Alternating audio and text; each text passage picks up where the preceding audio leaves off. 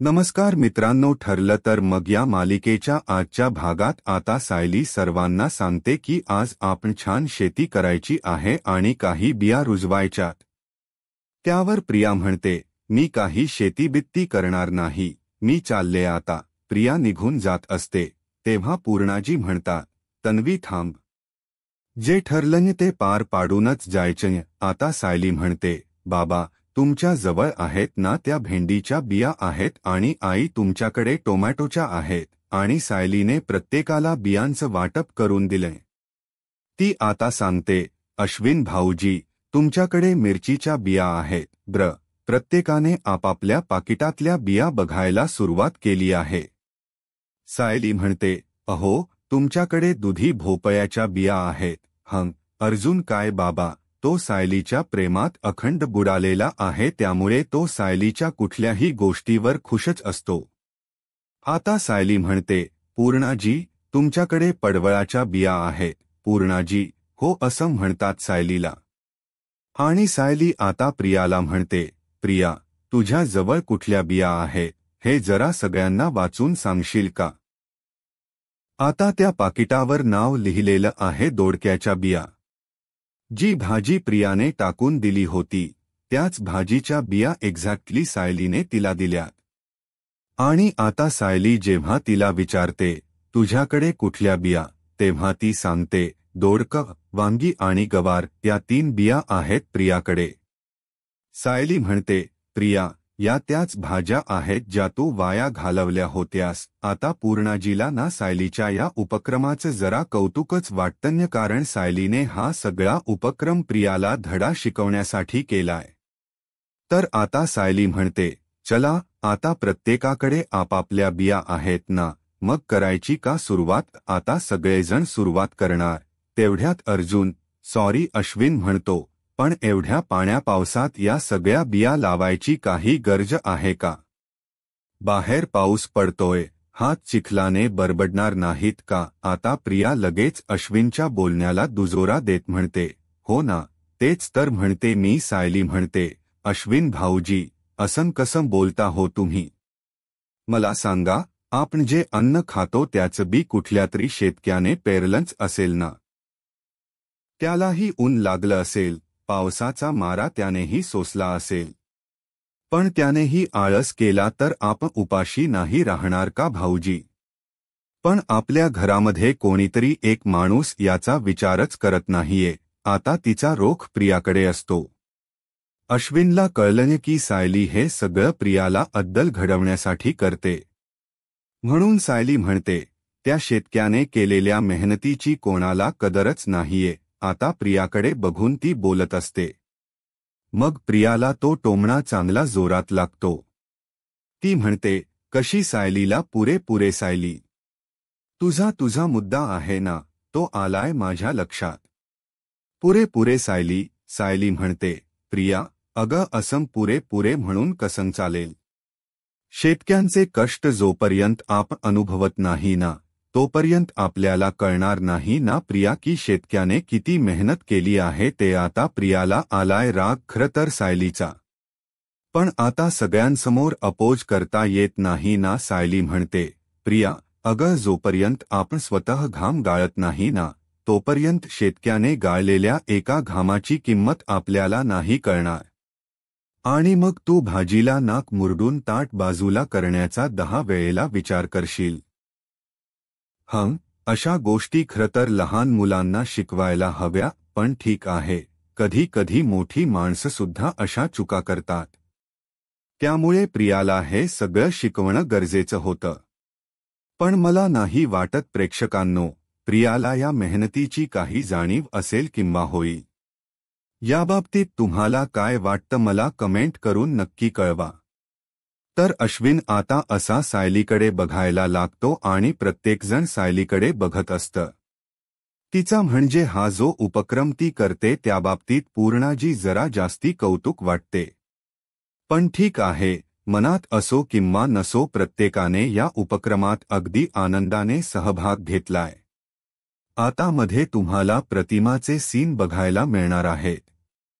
प्रतिमा त्या जरा टेन्शनमध्ये बसल्यात। रविराज फाईल घेऊन येतात आणि म्हणतात, चल ग प्रतिमा. अगं आपल्याला उशीर होतोय. प्रतिमा त्या नाराज होऊन एकटक एका ठिकाणी बघत असतात. आता त्यांना काय झालं हे रविराजांना कळत नाही. तेवढ्यात सुमन येते आणि रविराजांना विचारते, काय भाऊजी बाहेर निघालात का? त्यावर आता रविराज म्हणतात, अगं सुमन, आपल्या प्रतिमाप्रमाची अपॉइंटमेंट श्रद्धाकडे. आणि त्या स्किनचं शेवटचं सेटिंग पण आहे ना प्रतिमाचं. आता प्रतिमा त्यांच्या डोळ्यात चकन पाणी आलंय. त्या म्हणतात, कसला काहीच उपयोग होणार नाही रविराज. सुमन म्हणते, असं का बोलताय हो वहिनी? अहो, तुमच्या चेहऱ्यावरचे डाग किती कमी झाले बघा ना, उपचारांमुळे शक्य झालं ना ते. आता भ्या प्रतिमा. त्या म्हणतात, सुमन, अगं उपचार तर माझ्या मेंदूवर पण सुरू आहेत ना, काय फरक पडला सांग ब्र. आता त्या हताश झाल्यात आणि म्हणतात की, मला आधीच तर काही आठवलेलं नाहीत सुमन. उलट आता मी कालपरवा घडलेल्या गोष्टी सुद्धा विसरायला लागले बघ. आता ती गोष्ट आठवते त्यांना. पण नागराज आता खुश होतो ब्र का. नागराज कसा म्हणतो, हो वहिनी, एक्झॅक्टली. मला पण ना तुझी खूप काळजी वाटायला लागलीय ग वहिनी आजकाल. पण रविराज अतिशय प्रेमाने प्रतिमाजवळ बसतात आणि म्हणतात, प्रतिमा, अगं छोट्या छोट्या गोष्टी सगळेच जण विसरतात, त्यात काय एवढं? प्रतिमा. त्या म्हणतात, अहो, पण मी एखादी गोष्ट करते आणि ती गोष्ट मी केली आहे हे माझ्या लक्षात का राहत नाही? बघा ना, त्या पूर्णाईंना मी माझ्या फोनवरनं मेसेज केला. तो मी त्यांना कधी केला, कशासाठी केला हे मला का आठवत नाहीये? मला खरंच आठवत नाहीये.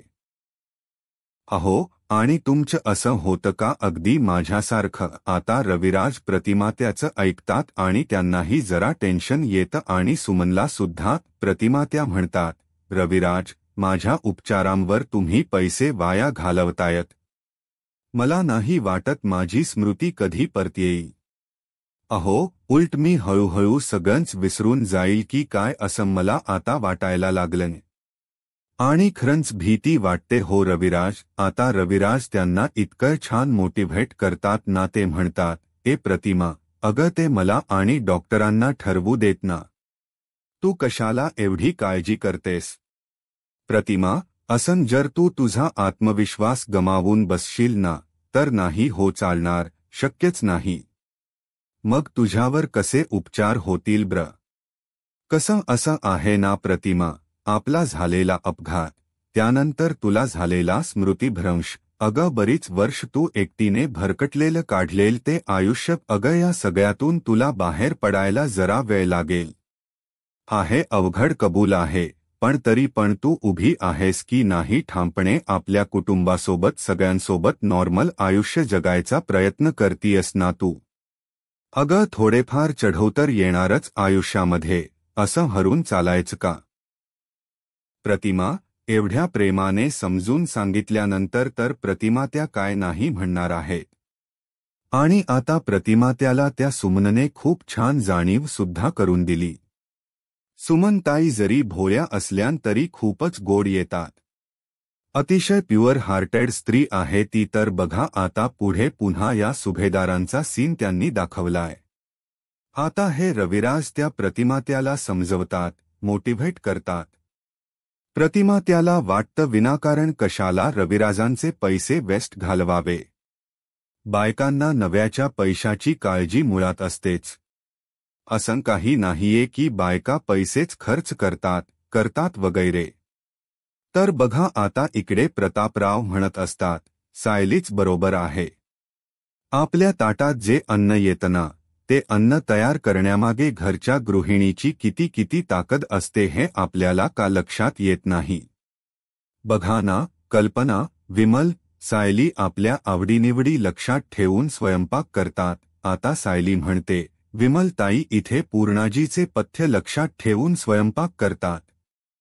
आणि अश्विन भाऊजींना कोशिंबीर आवडते म्हणून आईन चुकता भाऊजींना रोज कोशिंबीर देतात, अगदी आठवणीने. आता सायली पुढे म्हणते, एखादी गृहिणी जेव्हा स्वयंपाक करते ना प्रिया, तेव्हा ती स्वतःची तहानभूक हरपून स्वयंपाक करत असते. आणि आपण काय करतो?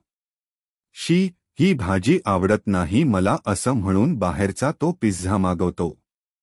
आणि कसं असतं ना प्रिया, त्या गृहिणीने चुलीची धग सोसलेली असते.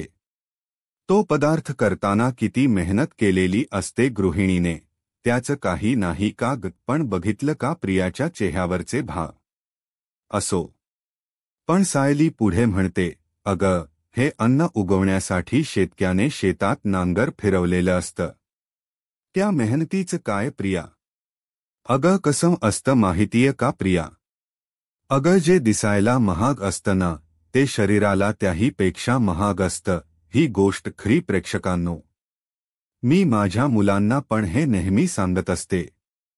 सायली पुढे म्हणते की भाज्यांपेक्षाही या सगळ्या वस्तूंची किंमत महाग आपल्यासारख्या लोकांनीच करून ठेवली आहे ना पूर्णाजी. आता सायलीच्या बोलण्याला दुजोरा देत म्हणतात, हो, मला पटतंय सगळं पटतंय. अगं घरात शिजवलेल्या अन्नाची किंमत तेव्हाच कळते जेव्हा ती आपण स्वतः अनुभवू. सायली म्हणते, आता आपण सगळ्यांनी आपापल्या हातातल्या त्या बिया कुंडीमध्ये पेरायच्या आणि हो, फक्त बिया पेरून थांबायचं नाही. या कुंडीमध्ये जेव्हा त्याची रोपं होतील तेव्हा ती रोपं आपल्या बागेमध्ये रुजवायची आहेत. छान प्रेक्षकांनो, तसं बघायला आजचा एपिसोड तुम्हाला खूप बोरिंग वाटेल. पण सायलीने हे सगळं खूप छान पद्धतीने समजून सांगितलंय. अगदी आपल्या घरातल्या कळत्या मुलांना आपण हे नक्कीच करायला सांगू शकतो. सायली पुढे सगळ्यांना सांगते की आपण त्या रोपांची देखरेख सुद्धा करायची आहे. त्यांना जास्ती ऊन लागत नाही, जास्ती पाऊस तर लागत नाही ना, याचीही काळजी घ्यायची आपल्याला. करायची ना सुरुवात. आता सायलीने सगळ्यांना सांगितलं की चला, आता हे सगळे मिळून मस्त कुंड्यांमध्ये बिया वगैरे पण लावतात. पण प्रियाला ॲक्च्युअली ते काम कंटाळा वाटत असतो. मुळातच ना आपण एखादी गोष्ट कोणाला समजावून सांगतो तर समोरच्या माणसाची ती कॅपॅसिटी पाहिजे समजून घेण्याची, नाहीतर काही उपयोग नसतो. तर बघा, सायलीने एवढं सगळं सांगितल्यानंतर अर्जुन आता तिच्याकडे बघून स्माईल करतो. आता हो असं सगळेजण म्हणतात. प्रतापराव पण म्हणतात, हो चला चला, मला तर मान्य आहे बाबा. चालेल. आता या कल्पना ताई नेहमीप्रमाणे तोंड पाडून उभ्या आहेत या सायलीच्या समोर. आता हे प्रतापराव म्हणतात, काय ग कल्पना, अशी काय तोंड पाडून उभी आहेस? चल कामाला लाग पटपट. आता या पूर्णाजी म्हणतात, थांबा एक मिनिट थांबा, मी सुरुवात करणार. पूर्णाजीला वाटतं आपण हेड ऑफ द फॅमिली आहोत ना, आता सुरुवात आपण करावी. छान. आता पूर्णाजीने असं म्हटल्यावर अर्जुन स्माईल करतो आणि म्हणतो, आजी चालेल, पण तू इथेच थांब. मी ना तुझ्यासाठी अशी मस्त कुंडीमध्ये माती घालून आणतो आणि तू त्यात बिया रुजव. आणि आता पूर्णाजी म्हणतात, बाबा काही हरकत नाहीये. किती छान ना. पूर्णाजींना अंग मेहनतीचा त्रास होऊ नये म्हणून पटकन अर्जुनने मदत केली आहे. आता इथून पुढे या सगळ्या सीनमध्ये तुम्ही बघतात प्रत्येकजण आपापल्या त्या बिया रुजवण्याचा आनंद घेतोय. कोणी त्या कुंडीला असं उकरतय, माती तशी फारशी ओली नाहीये आणि चिखलही कमी आहे. पण सगळ्यांनी आनंद घेतलाय. सगळे एकमेकांकडे बघून स्माईल करतायत आणि त्यांचा दिवस असा मस्त गेलाय. रविवारची सुट्टी आहे बहुतेक म्हणून एवढी छान एन्जॉय करतायत हे सगळेजण. तर बघा, या कल्पना ताईंनी पण आता छान त्या कुंड्यात माती वगैरे टाकली आहे. अश्विन पण एन्जॉय करतोय. पूर्णाजीने असं टिपावायवर घेतली ती कुंडी आणि त्यात अशा बिया रुजवतायत. अर्जुनने सुद्धा त्याच्या दुधी भोपळ्याच्या बिया त्याच्यात टाकल्यात का त्या कुंडीमध्ये. आणि असा उपक्रम मी तर म्हणते प्रत्येकाने केला पाहिजे. अशा ताज्या भाज्या एवढ्या छान लागतात ना प्रेक्षकांनो, अप्रतिम. आता अशा जास्त गावी राहणं होत नाही. पण आम्ही गावी जेव्हा राहत होतो ना, तेव्हा असं संध्याकाळच्या वेळेला ताजी वांगी यायची आणि त्या ताज्या वांग्याची भाजी काय लागते, अप्रतिम. तुम्ही नुसती तिखट मिठाची फोडणी जरी दिली ना त्या वांग्यांना, तर असलीच अप्रतिम भाजी लागते ना ताजी. अमेझिंग. पण आजकाल अशा ताज्या आणि सकस भाज्या बघायला मिळत नाहीत. आपण भाज्या फ्रीजमध्ये ठेवून देतो किती दिवस आणि त्या भाज्याची चवच निघते. जनरेशनला जरा कसदार अन्न कमीच मिळतं प्रेक्षकांनो, असं मला तरी वाटतं. पण जाऊ देत, आता या विषयावर चर्चा केली तर आपला अख्खा एपिसोड कमी पडेल नाही का? पण बघा, अर्जुन आता सायलीकडे स्माईल करतोय त्या बिया रुजवताना आणि कुठेतरी त्याच्या मनात असं कौतुक आहे नाही का? माझी बायको गोड आणि हुशार आहे म्हणून. तर बघा आता पुढचा सीन पुन्हा प्रतिमा त्याचा घेतलाय. नागराजला वाटत असतं प्रतिमा त्याला दवाखान्यात नेऊ नये म्हणून म्हणतो कसा बघा, अरे दादा, वहिनीला जर या सगळ्या ट्रीटमेंटचा त्रास होत असेल, मनस्ताप होत असेल तर मी म्हणतोय कशाला या ट्रीटमेंटचा अट्टाहास करायचा नाही का दादा? आता सुमनताई त्यांच्याकडे विचित्र नजरेनेच बघायला लागतात, असं का बोलताय म्हणून. आता हा नागराज म्हणतो, दादा, अरे वहिनीच्या मनात नसेल तर कशाला ट्रीटमेंट वगैरे करतोस? थांबवून टाक ना. अरे आपल्या वहिनीचा आनंद महत्वाचा आहे, आपल्याला तिची स्मृती थोडीच महत्वाची आहे. रविराज म्हणतात, अरे नागराज, या सगळ्या ट्रीटमेंटचा मनावर थोडाफार ताण तर येणारच ना रे, तेवढा तर प्रतिमाला सोसावाच लागेल. आपली प्रतिमा आहे ना या सगळ्यात खचून जाण्यातली नाहीये, धीर असणारी आहे माझी बायको. आता नागराज त्यावर अशी हास रिएक्शन देतो. रविराज पुढे म्हणतात, तिची ही सगळी प्रगती बघून मला प्रतिमाचा अभिमान वाटतोय. सुमनताई काय म्हणतात बघा. त्या म्हणतात, वहिनी, अहो तुम्ही आला होतात जेव्हा तुम्ही परत आला होतात घरी तेव्हा तुमची काय अवस्था होती आठवण. आता या प्रतिमा त्याला आठवत की त्या किती घाबरत होत्या, कोणालाही बघितलं तर पळत होत्या. ते सगळं दृश्य आपल्याला इथे व्हिज्युअलाइज करून दिलंय. सायलीने त्यांना सावरलं हे सगळं आपल्याला इथे आठवून दिलं आणि प्रतिमा त्या ते आठवतात. सुमन पुढे म्हणते, वहिनी, आता तुम्ही किती व्यवस्थित वागता, किती छान बोलता. अहो, अगदी आमच्यासारखेच वावरता. काही चुकलं कोणाचं तर ठणकावून सांगता. अहो, कधीतरी एखादी गोष्ट विसरलात तर ते काय एवढं मनाला लावून घ्यायचं वहिनी. आता प्रतिमा त्याला मुद्दा पटतोय या सगळ्यांचा. रविराज म्हणतात, बरोबर बोलते सुमन. चल ब्र प्रतिमा, जाऊयात आता डॉक्टरांकडे. चल आता नको विचार करू या सगळ्यांचा. आणि हे बघ प्रतिमा, तुला स्वतःसाठी नाही पण आपल्या कुटुंबासाठी तरी खंबीरपणे उभं राहायलाच वंकी नाही. चल चल जाऊयात आता. हा रे सुमन, चल निघतो आम्ही. असं म्हणून आता प्रतिमा पण तयार झाल्यात ब्र का. या सुमनच्या आणि रविराजांच्या बोलण्यामुळे त्यांना जरा आत्मविश्वास आलाय. साहजिक आहे म्हणा प्रतिमाचं असं वागणं, कारण त्यांच्या बाबतीत प्रिया माइंड गेम खेळतीये.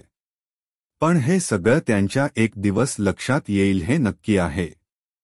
तर बघा आता पुढे काय घडतंय. आता इकडे सुभेदारांकडे सगळ्या त्या बिया रुजवायचा कार्यक्रम अजून चालूच. पण नेमकी आता तिथे अस्मिता येते ब्र का, त्यामुळे मजा येते. या अस्मिताला वाटतं आल्या आल्या आपल्याला आयता नाश्ता मिळेल. पण आल्यावर ती या सगळ्यांना काम करताना बघते आणि विचारते, काय चाललंय तुम्हा सगळ्यांचं. आता या पूर्णाजी म्हणतात, अगं बाई, अस्मी आली का गर. आता अस्मिता काही क्षण मनात विचार करायला लागते, ब्रह का बापरे, या सगळ्यांचाच अवतार आहे. मला नाही वाटत कोणी खाऊ पिऊ घालेल मला. आता ती आयत खायला आलीय बिचारी. पण आता थोडासा विचार करते आणि म्हणते, छान छान बागकाम करतायत का तुम्ही सगळे. करा, छान आहे छान आहे. ठीक आहे, चालू देत. हा मी येते, हा मी नंतर येते. अर्जुन म्हणतो, हे अस्मिताई, अगं कुठे निघालीस. थांब अगं थांब ग.